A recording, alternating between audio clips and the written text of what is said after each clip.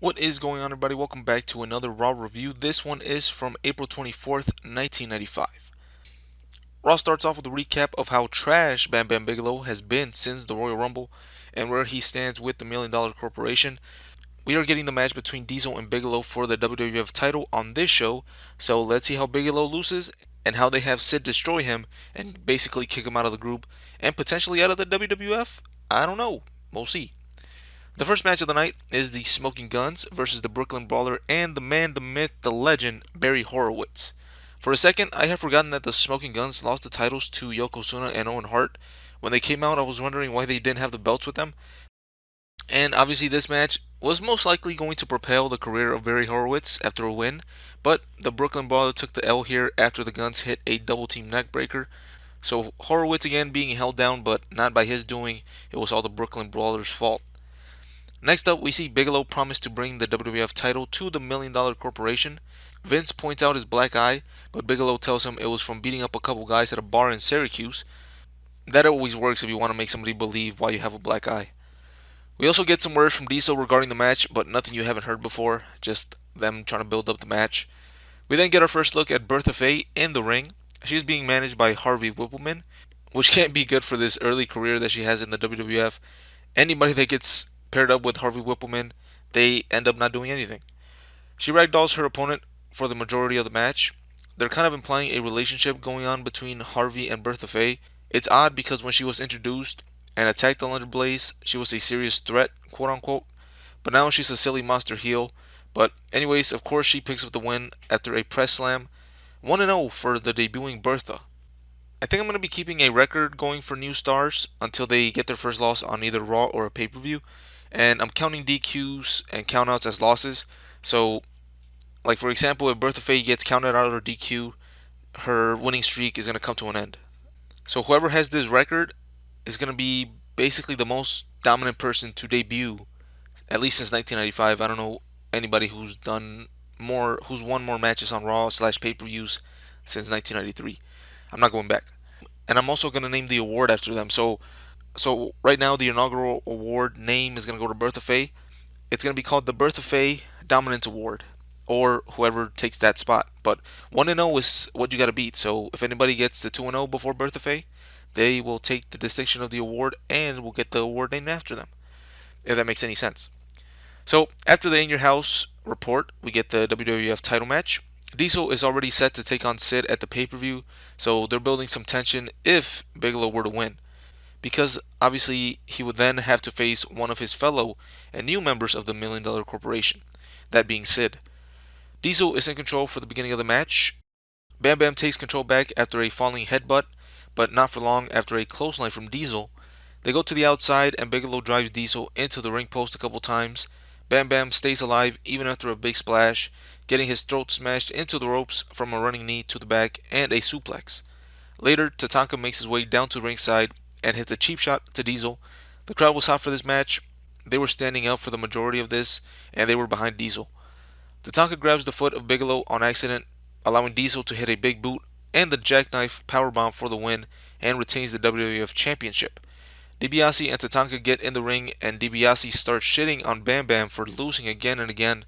He states the 3 times he's let the Million Dollar Corporation down and says 3 strikes, he's out, and fires Bigelow and slaps the taste out of his mouth. Tatanka attacks him from behind, but Bam Bam turns it around, grabs the mic, and says that he's not going to let him fire him because he quits. Stupid mistake, because I would think DiBiase would have given him a nice severance package. But because he quit, he can't collect that.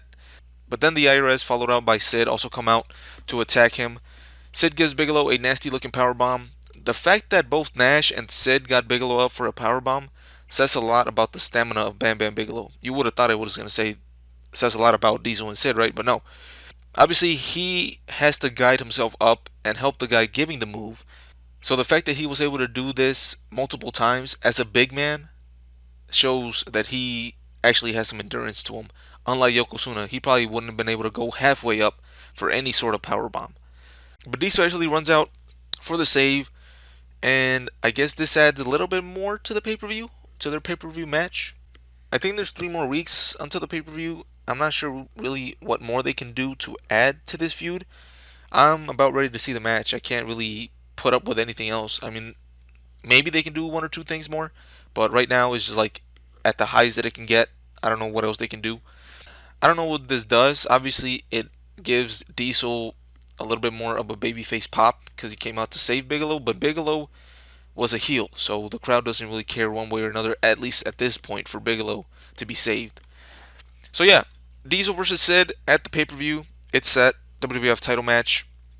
I kind of wish that the match was next week because I don't know what else they could do to build to this match. They're about at that peak point, where the match is needed. Let's just get to it. Let's just do it. But yeah, a couple more weeks until the pay-per-view. We'll see what happens. Following that, we get Aldo Montoya taking on a jobber. Two masked men in one match. I couldn't tell who was who. I'm surprised that Vince did this because as a viewer, I'm the most stupid person ever. So him putting two masked men in the ring together, how was I supposed to tell who was who?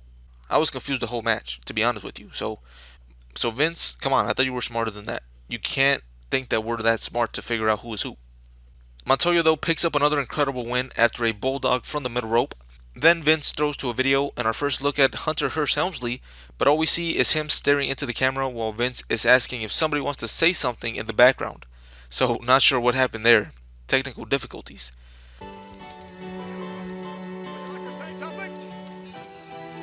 Then we see what happened earlier after Diesel saved Bigelow during commercial, and it was just Bam Bam shaking the hand of Diesel and thanking him, even though he got his ass kicked for a couple minutes before he came out to help him.